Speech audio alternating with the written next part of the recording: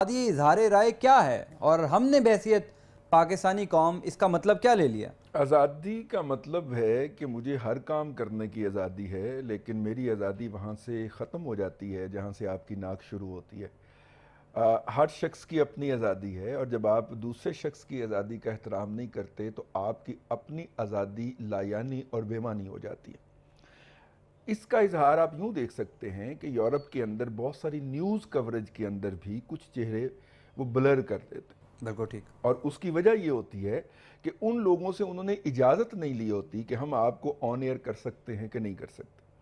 یہ آزادی، مادر پدر آزادی، صرف مملکت خداداد پاکستان میں دستیاب ہے کہ جس کا جی جب کرے، اور ہر ایک کے ہاتھ میں تو کیمرہ آ گیا ہے نا موبائل کی صورت میں، جس کا جب جی کرے وہ وہاں پہ کیمرہ لے کے کھڑا ہو جائے، اور جو مخاطب شخص ہے اس سے اجازت لیے بغیر کہ آپ کا میں آن ایئر کرنے لگا ہوں اس کو فلمانا شروع کر دے۔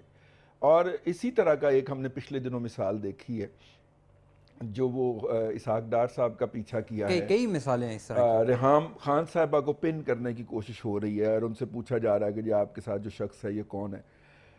پاکستان میں تو شاید یہ ممکن ہوتا کیونکہ یہاں پہ وہ والے انفرادی آزادیوں کے جو قوانین ہیں اس کے بارے میں آگاہی موجود ہیں، وہ اس کے بارے میں آگاہی نہیں ہے، اور قانون کے بارے میں لوگوں کو نہیں پتہ۔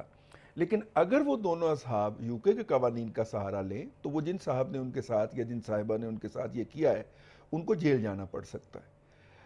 وہاں پہ آپ دیکھیے، یہاں پہ تو ہم دھڑلے سے یہ پریس ریلیز جاری کرتا ہے نا ہمارا مختلف محکمے کہ جناب فلاں نام کا فلاں بندہ ڈاکٹر عاصم حسین سے 450 ارب روپیے کا فراڈ ہو گیا ہے، بالکل اور صحیح۔ جب وہی ادارہ اس کے خلاف عدالت میں چالان پیش کرتا ہے تو وہ صرف 17 کروڑ روپے کا ہوتا ہے، جس کی اگلے دن ضمانت ہو جاتی ہے۔ اس ادارے کو کوئی ہمارا صحافتی ادارہ جا کے نہیں پوچھتا کہ بھائی جان آپ نے پریس ریلیز یہ جاری کی تھی، 450 ارب اور 17 کروڑ میں بڑا فرق ہوتا ہے۔